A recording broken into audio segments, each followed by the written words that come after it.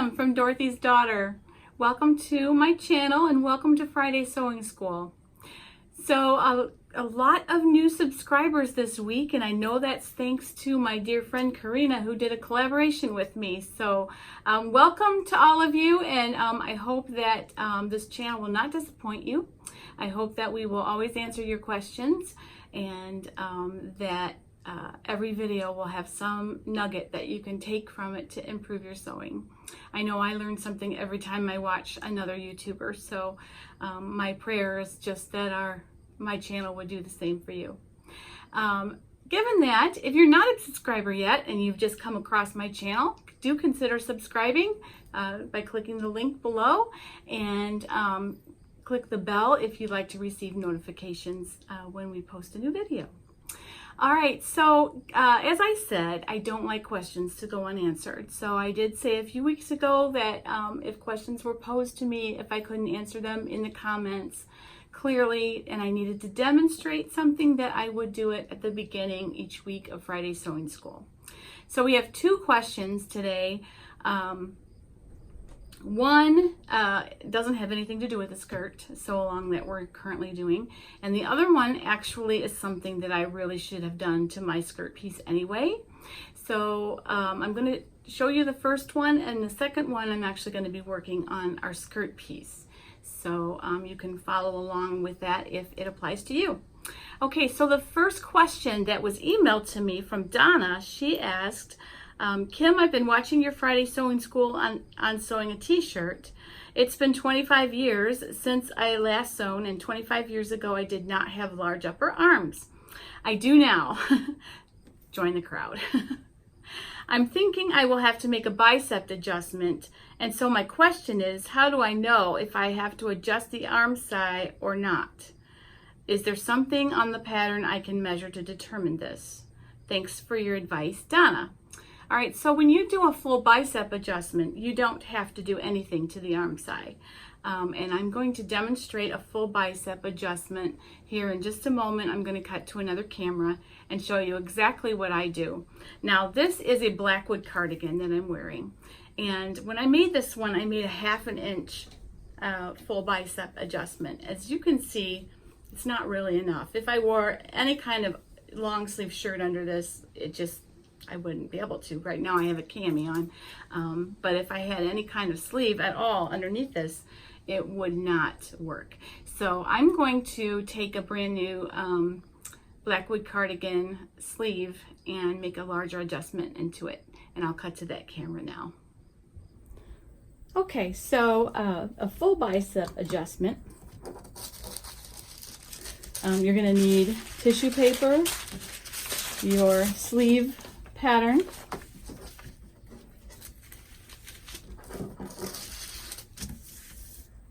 some pattern weights, your paper scissors, tape,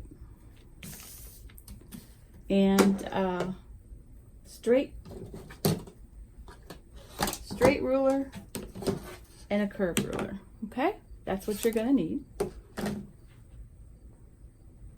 You also need a pencil or some kind of marking device. Okay, so to take your pattern, now this is the Blackwood cardigan, which I have made. And I did a full bicep adjustment, which I have that pattern piece put somewhere else for the moment. But I did a full bicep adjustment, but it wasn't enough. So I did 1 inch before. I'm going to do 1.5 inches. And this time, and see if that makes a difference. Okay, so the first thing you want to do is you want to draw perpendicular to the grain a line down match it up with the center of your sleeve cap, and make sure it's perpendicular with the grain. And this is a nice ruler because you can see the grain line through it. Okay, and just draw a line down the center of your pattern piece. Now this has also been shortened, so I recommend that you do shortening and stuff first before you do this. Otherwise it can get really confusing. Okay, and then you want to draw a line 90 degrees to that line, and you want to go right across the fullest part of your bicep. So you have two lines, this way and this way, okay? Now, you might want to, it's not necessary, but it's nice if you want to reinforce these corners, all four places where the line ends, because we're going to cut to the line but not through it. Okay, so I'm going to fold this along that line I drew, and right where that line meets, where the two lines meet, I'm going to take a little clip, enough that I can get my scissors in there, and then I'm going to cut all the way across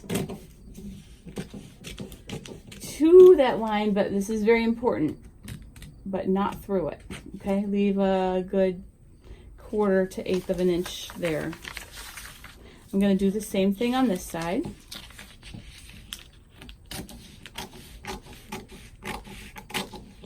To it, but not through it. Okay? So what you have is a piece that's kind of movable, okay? But definitely don't cut through those 2 points. All right, now I'm going to do the same thing with this perpendicular line. I'm going to go all the way. Hopefully you're on camera here, you can see. I'm going to go all the way to the sleeve cap, but not through it. You can see that. And the same on the bottom. All the way down that line.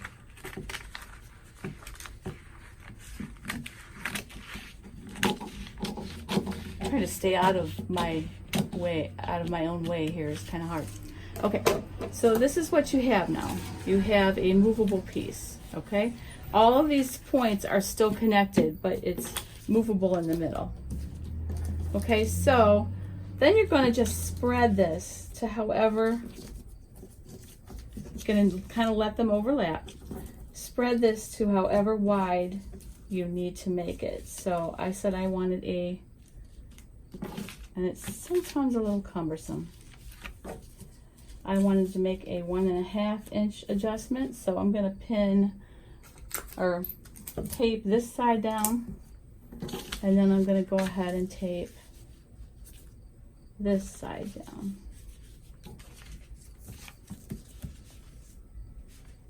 At 1.5 inches. So I'm going to just, okay, there's my 1.5. So I'm going to tape that.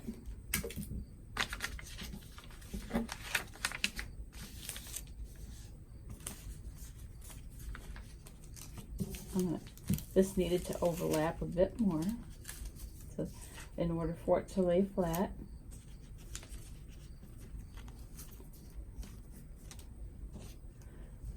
Sometimes you have to finagle it a little, finesse it to get it to lay flat. And that's 1.5 inches at the widest point, 1.5 inches. Okay, let that go there. And then just tape the rest of this down.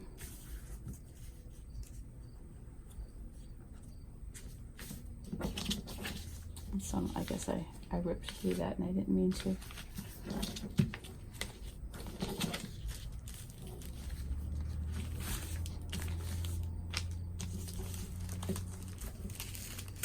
Sometimes you have to just really mess with it to get it to lay flat. There we go. And this is still together at this point. It ripped on me, so I'm just going to tape it, okay? And sometimes you have to play with it a little bit to get it to lay flat. Okay? So there's your new pattern piece. I think I didn't quite go perpendicular there, but... And see, you've kept the same arm side.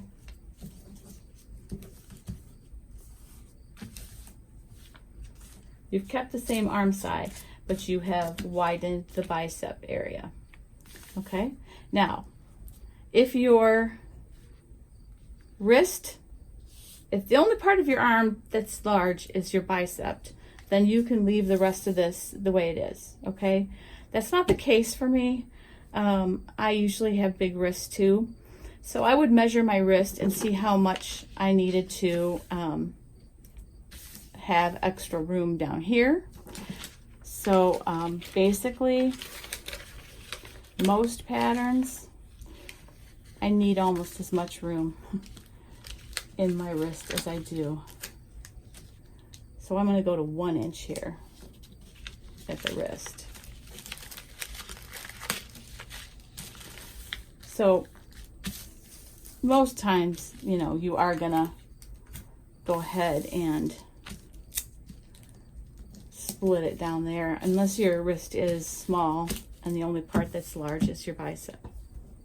Okay, so now this is going to work out a lot better for me. It's a short fat arm, which is exactly what mine look like. So finish taping that all down and cut your pattern piece out again, and you should be good to go. And there's no adjustments that need to be made to your the body of your garment, because this arm side is exactly the same. Okay? All right, Donna, I hope that helped you. You definitely do not need to change your arm side on the body of your garment in order to do a full bicep adjustment.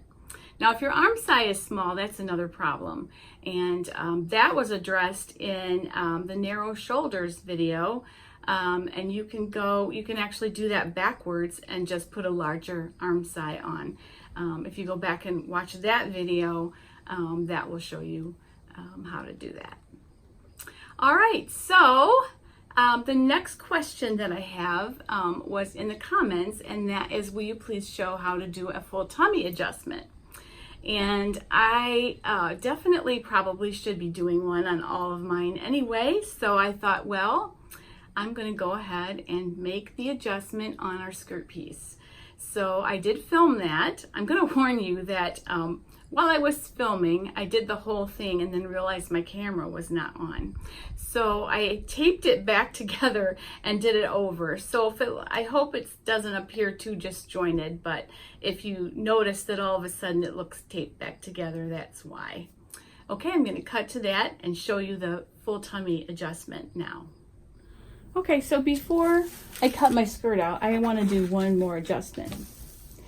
And what I would do is I want to make a full tummy adjustment on this skirt.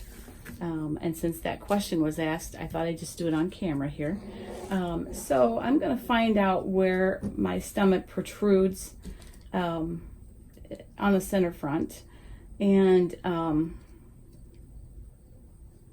basically, I think it's about 4 inches, 3.5, 4 inches down. I'm going to say 3. And I'm guesstimating, but there really isn't. You'd have to just, I don't know. It depends on how you stand and everything. So I'm guesstimating because I have that apron that, you know, postmenopausal women get. So I'm going to just go down about 3 inches, but you could do whatever. And draw a horizontal line across your pattern. Okay, and I'm going to use some pattern weights here to hold this down, which I should have done in the cardigan sleeve. Would have helped me greatly. Okay, and then, and I don't know why I'm using that great big cumbersome yardstick. Look how old this thing is. This doesn't even, we only had 4 number zip codes when my parents had this yardstick. It's a pretty old yardstick, but it still works. All right. So then you want to draw a perpendicular line. And here's where you have to decide where you want to draw that line. Now, if you have a dart, and you don't want to add any extra ease at the waist, then I would draw it down the middle of the dart so that it can just be absorbed into the dart. If you don't mind a little extra ease, then just go ahead and go with adding a little bit of ease. I'm going to go ahead and do mine through the dart because we've already determined. So what I've done is let me get something that marks a little darker. Mark these lines a little darker for you here, hopefully.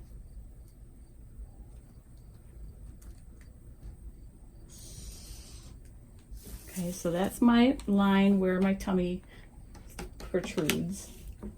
And this is my line down the center of the dart, okay?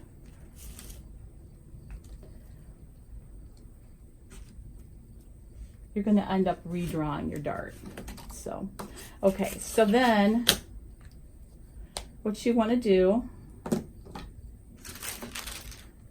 I'm going to go on the other side for this. Hopefully you can see.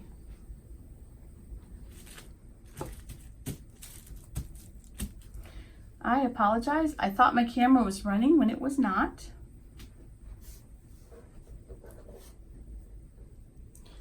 So I had to tape this back together so I could do it over again for you. All right, so what you want to do is you want to cut, I taped that down. You're going to cut this line all the way across to, but not through, okay? And then you're going to go ahead and spread this apart however much you need. I decided on 3/4 of an inch. So I'll just take my measure, my ruler I mean, and measure 3/4 of an inch, which is about what I have there.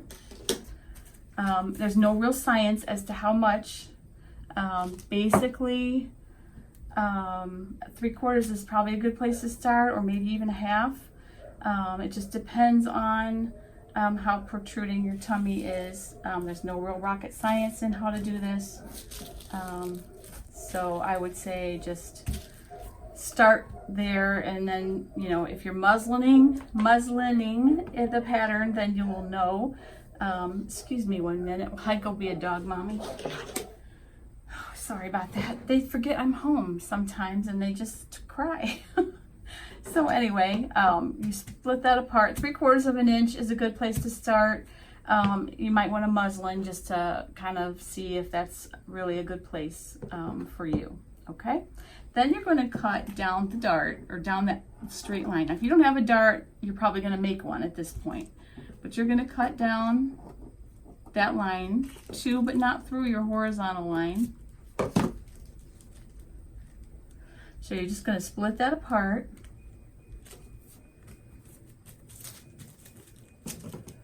And you want to absorb this extra into your dart. So you're going to redraw your darts. Okay. Go ahead and tape this all down.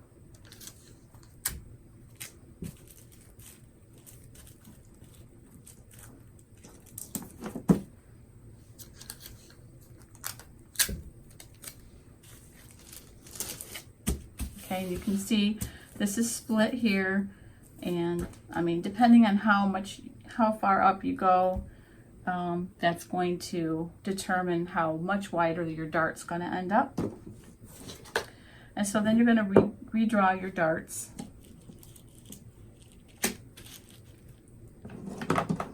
On your pattern.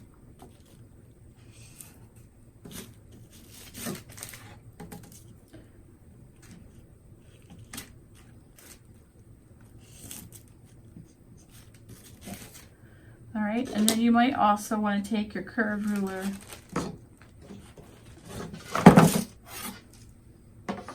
and true up your waistline a little bit.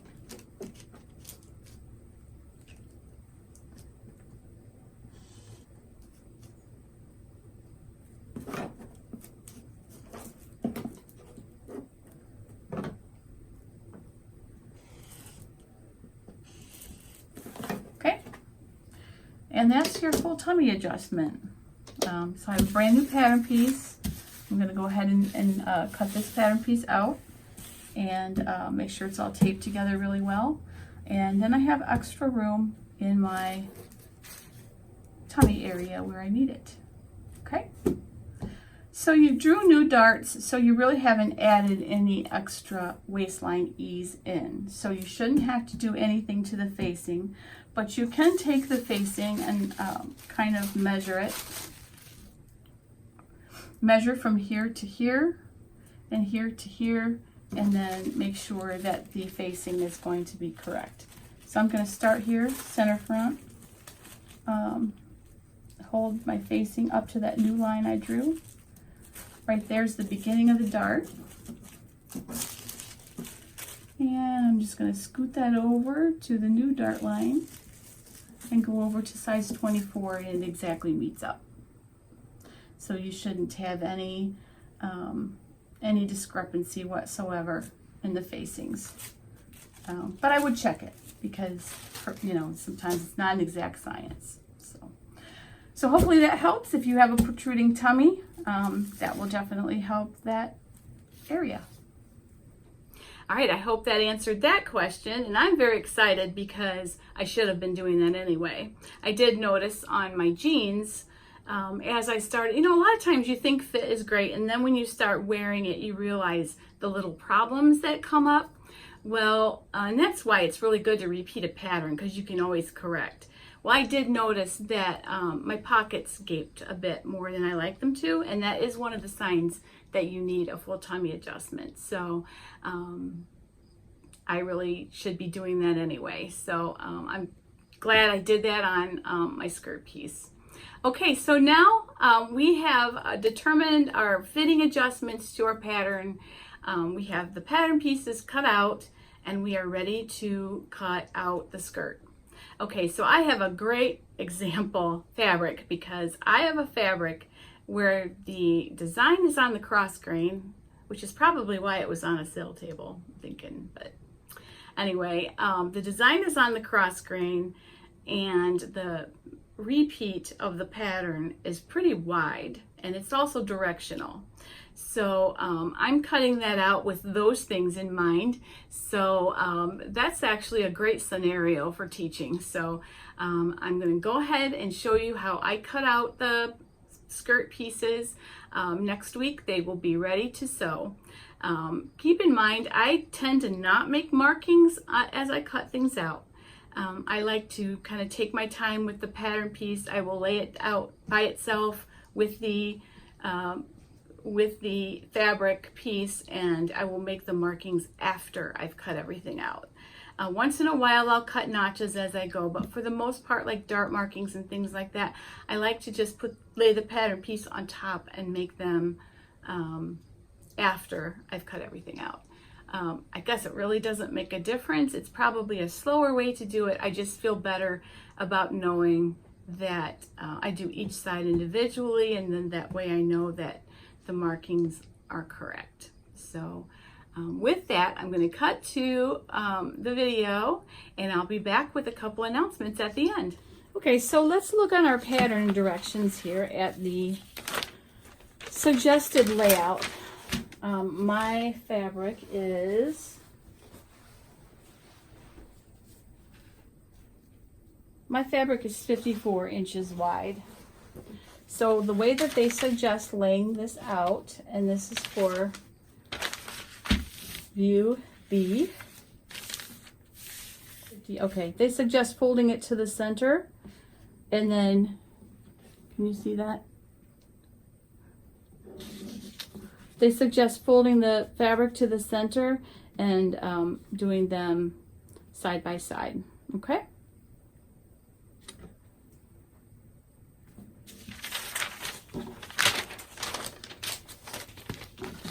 So I'm going to take my fabric, and that should make it really easy to pattern match too. Now, I still don't know which one I want, but I feel like this is more subtle. I feel like this screams black, and I could never wear anything but a black blouse with it. I still don't know, you guys. I gotta make a decision though, like right now. Okay, so we're going to fold this selvage to selvage. I have decided to go with the black on green.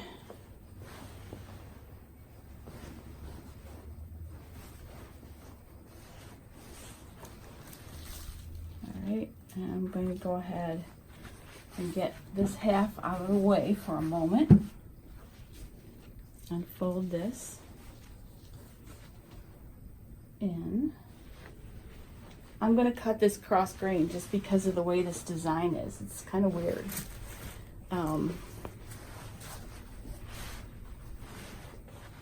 So I've already determined that they will fit that way. All right, I'm making sure that these things line up. Okay, I'm going to take my front skirt piece, put this on the fold. Okay, I'm going to bring up.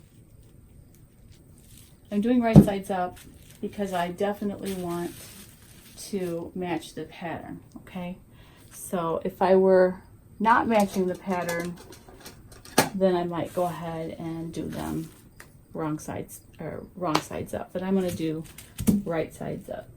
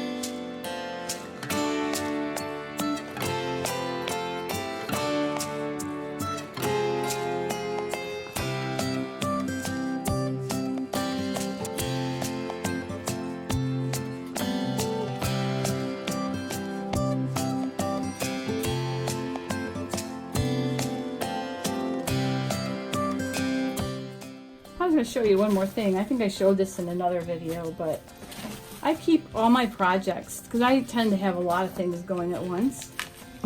I keep them in these plastic bins from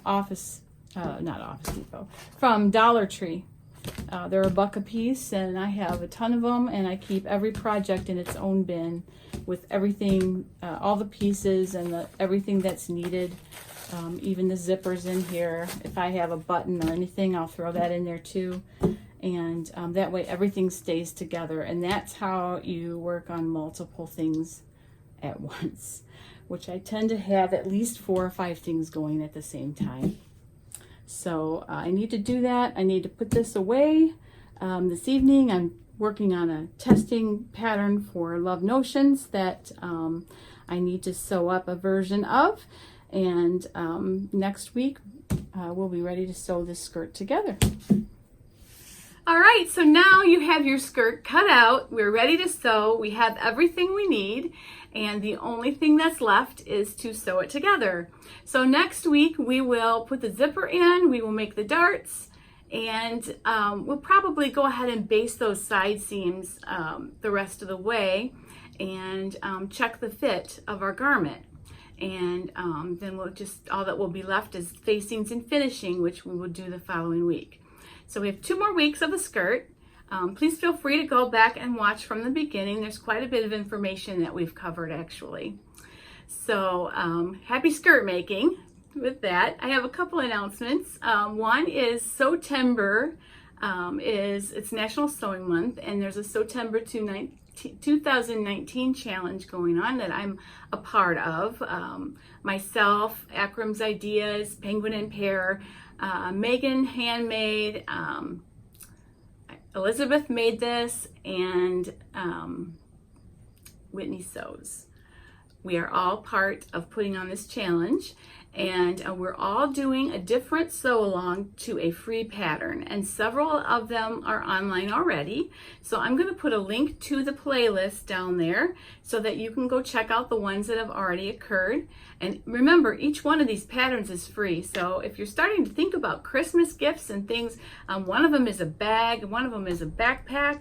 Those would make great gifts. So they might be great for you to, especially coming from Friday Sewing School. Some of you are newbies, and these patterns were chosen because they were fairly simple and easy for beginners, or at least advanced beginners. My turn will be on September 24th, so 2 weeks from Tuesday, or a week from next Tuesday, and I will be doing the Colette Sorbetto blouse. I'm going to do a sleeveless version. It's a really nice woven tee that has a little pleat detail in the front. It's really nice. It's a free pattern, as all of them are. I know Claire from Penguin and Pear is going to be doing one of my favorites that I have billions of in my wardrobe, and that's the Love Notions Laundry Day tee. So there are just some great patterns there for you to check out, and also could be some gifting ideas as we approach the holidays. Believe me, they are not very far away. As you know, I'm a worship leader, and so I'm already getting the need to plan out the Christmas services and buy the candles for Christmas Eve, all those things, lots of things to do for Christmas. But anyway, that's why we start early. It's September, and the leaves are falling, the air is getting crisp. Not so crisp today, actually. It's 90 here today, believe it or not. But it has been getting crisp, and I love fall. So I love the way we get to dress in the fall. I love scarves, I love boots. It's just a great way to dress. So with that, I want to add a skirt to that great way of dressing. So I will see you on Tuesday. On Tuesday, I'm going to show my August makes and September plans, which there are many. I'll be lucky if I get them all done. And I'll see you again next Friday to do the darts, the side seams, and the zipper of the skirt. So have a wonderful weekend. I'm going to a festival tomorrow at Cedar Point, which, if you're not familiar with this area, Cedar Point is a gigantic amusement park, and they have rides and some of the tallest roller coasters, really famous roller coasters actually, in the world. And it's a wonderful Christian music concert. We are taking our 10-year-old granddaughter to, which I'm very excited. I know that we're taking her because she loves Toby Mac, but the reality is this girl loves Toby Mac too. So if you're familiar with Christian music, he's awesome. So look him up. And if you don't know Toby Mac's music, look it up. If you like popular music, you probably really enjoy it. There's also Zach Williams, who's kind of a country rockabilly kind of style, and I love his soulful music. And Elevation Worship, which is one of my all-time favorite bands. So I'm very excited to go tomorrow. Just say a prayer that my knee holds out. And yeah, we're going to have a great day with our little Naomi tomorrow. So have a wonderful weekend. Happy sewing.